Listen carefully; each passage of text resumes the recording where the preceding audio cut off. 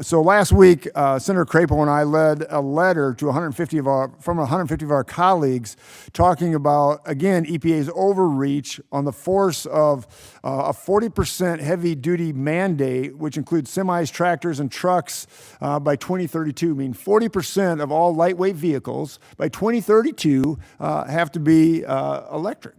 I mean, this is just bizarre, and everybody understands that this can never happen, and it just won't, especially right now when less than 1% of our sales are electric vehicles.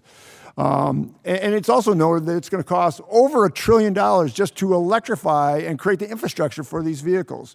My question to you, Director Chin, can you talk about how the EVA mandates will impact Americans, especially those in rural America?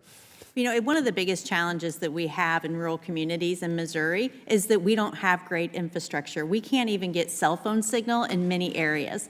So you might drive 25 to 45 miles to find a gas station as well. So not to mention we don't have electrical charging stations either. So I feel like anything that happens should be a voluntary approach and not a mandate. I think we should allow the marketplace to work out itself. And if the market wants to have the electric vehicles, I think that will happen. That sounds like capitalism, doesn't it?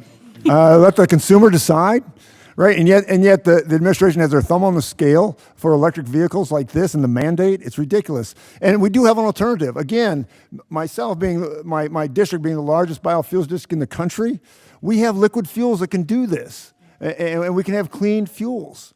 But it just baffles me why the EPA doesn't want to go down this path. Anyway, thank you for your comments, and I yield back.